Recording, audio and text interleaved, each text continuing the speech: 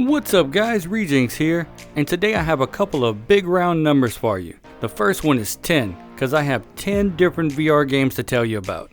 The second is 1,000, because I want to thank everyone out there who helped me get to 1,000 subscribers on this channel. I really appreciate it. And a few more numbers. This month we got 3 new game trailers, 2 Q&As about upcoming projects, 1 Kickstarter, a few game updates, and a new Dark Cyberpunk game that just got announced. Plus the lovely Lacey with your news bites. This is your VR MMORPG news for September 2020.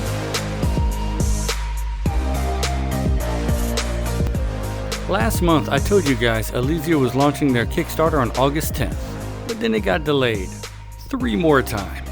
But like Miyamoto once said, a delayed game is eventually good, but a rushed game is bad forever. Then on September 4th. I was just a young boy when my parents told me the story of how our people came to Elysia. They told me our ancestors had come from Legina, how they learned to bend the very world to their will, capturing their gods and making great war machines from their life force. The Leginans corrupted their world, causing a great rift that split the very planet itself. Fearing their own destruction, they created great portals powered by the blood of their gods. And with that, we are transported to the world of Elysia in the Kickstarter trailer released by Team 21 Studios. In the trailer, we see a lot of action that backers of the game have been enjoying for the past few months, such as basic casting, melee, and bow combat, climbing, and underwater exploration. The trailer ends with a reveal of a giant golem bearing down on a party of adventurers, and then the summoning of a dragon that will apparently fight with the party. The trailer is very well made and does a good job of conveying the direction the team wants to head in.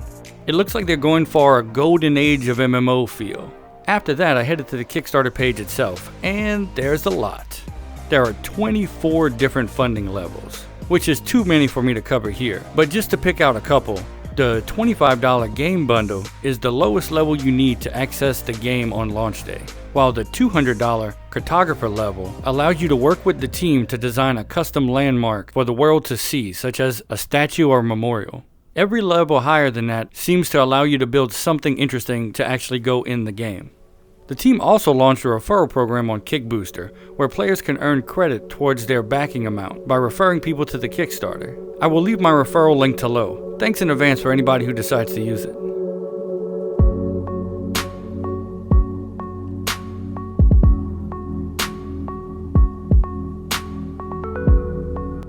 How will you use your power?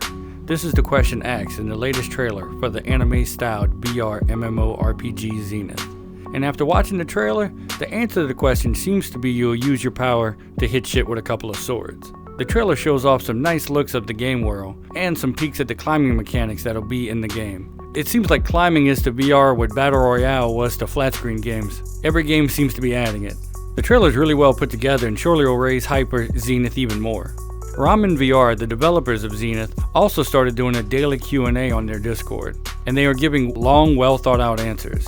Like when asked about how many classes will be in the game, they replied that there will be at least 2 classes for early access. The Blade Master, a dual-wielding class that we see in this trailer, and the Essence Mage.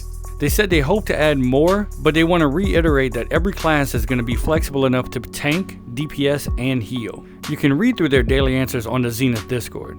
Also, on August 19th, one of Zenith's level designers, Jessica, did an over hour-long live stream of her designing a city for the game. I will of course leave links.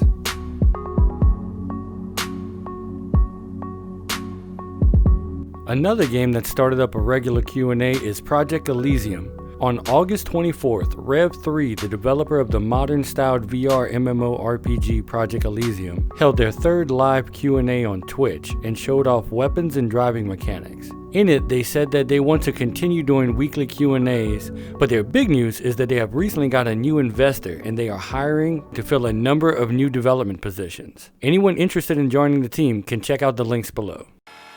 Next. This is still a new technology, sir. At the moment, it's really just lots of pornography, a roller coaster, pornography, Burger King ad, pornography, and this one.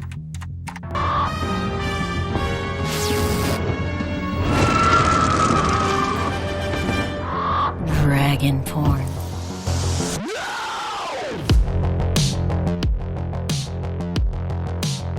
Cities are in ruin. Pollution chokes the sky. People must traverse a wasteland to find work, and evil forces are behind it all. No, I'm not talking about 2020. I'm talking about 2085. Xcubic Games, a development studio based in British Columbia, Canada, just dropped an announcement trailer for their game NYX, a Dark Cyberpunk VR MMORPG. For me, the trailer really gave me the 80s Blade Runner feel, and after reading about the game, that's exactly what they are going for. Reading straight from their website, a contaminated spacecraft exploded in Earth's atmosphere, changing the future of our planet. 30 years later, the growing population resides in 12 separately governed colonies built upon the Forgotten City. The air is polluted, the streets are infested with crime, and the regime and its corporations tower over the people. With the invention of cortexing, whatever that is, many are unemployed, forcing them to work illegally underground. Sounds like they plan to make a game similar to a traditional MMORPG with classes, quests, and leveling, but with their own twist to it. They hope to make the open game world have physical objects to interact with, while still keeping the game equally playable on both the Quest and PC VR. They said that is why they chose to go with a simple art style, to be able to pack in more density into the city. They also want to create an innovative quest system that includes procedurally generated quests and non-linear quest lines that allow you to choose different outcomes and receive different rewards. The team says it has already been working on the game for about a year now. However, the full release isn't planned until 2022, but they expect to do alpha testing much earlier. I know I'm excited to see what this project has in store. Link to their website, Patreon, and Discord below. On August 23rd, Soho, the lead developer of the VR MMORPG project Never Dawn VR, posted his first gameplay video. In it, he demonstrates the way you can pick up items and equip them on your belt. Also shows that he can hit the training dummy with both a sword and his bare hands. He ends the gameplay video by doing what we all strive to do in MMOs, he kills a boar. Then he stabs it repeatedly until only meat chunks and teeth remain. And that is probably the most MMORPG thing I've ever seen. On the same day, he posted a video about the game's Patreon page, where fans can donate to earn rewards and to help support the development of the project. I will leave links.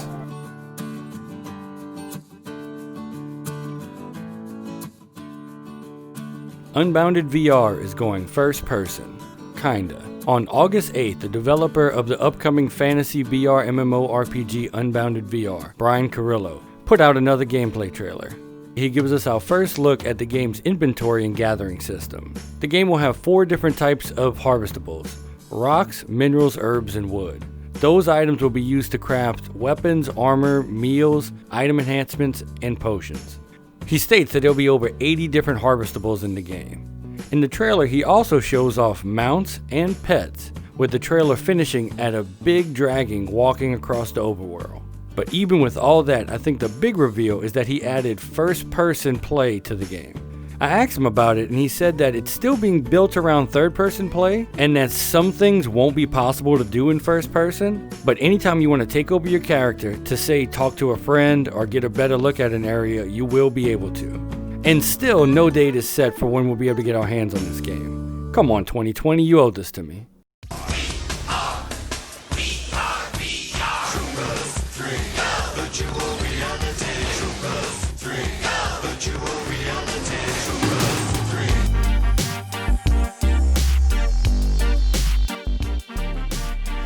With 3 game updates and 2 video blogs, Alta, the developers of the multiplayer VR survival RPG A Township Tale, have been very busy, and unfortunately so have I, so I haven't been able to try the game since the latest updates. But from the video blogs and the patch notes, it is clear that they are focusing on getting the forest and all the content that came with it running smoothly and as bug-free as possible. They also added Live support.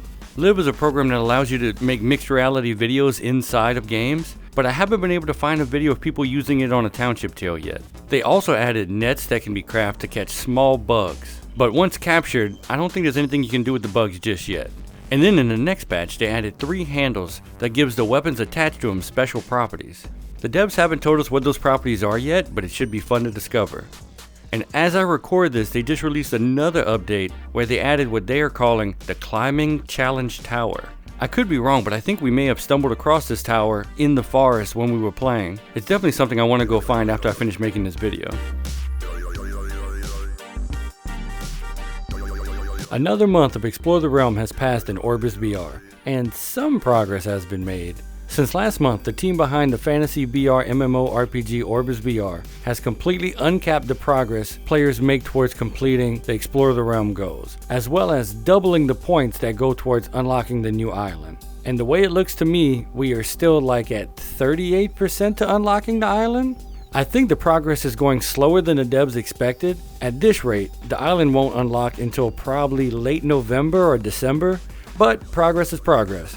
And on August 17th, the team gave us a sneak peek on what we are progressing toward, with a short video featuring some of the aberrations players will be facing on the new island. Also, I got a couple of things wrong in the last video. I thought bracers and overleveling perks were coming on the August 4th patch, but they're actually releasing with the new island update. In the new video, you can see a large pack of the same undead mobs that were added to the overworld with the summer festival. You can also see 4 new elite aberrations. Looks like it should be a fun challenge. The other thing that has been happening in Orbus this month is that both the Orbus team and players have been making the game easier to learn. Orbus has never been an easy game for new players, but it should be easier now that the Orbus team and a player named Mishka has started putting out tutorial videos explaining all the small details of the game. Personally, I rather Mishka's videos. I think he does a really good job of explaining what players really need to know. You can check out his channel. I will leave links in the blah blah blah blah.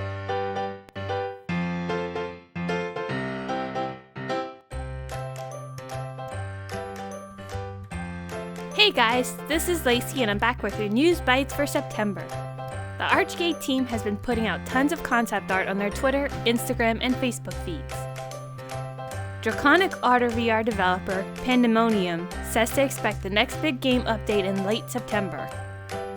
Facebook will require Oculus users to log in with Facebook accounts, likely preparing to fold Oculus into Facebook.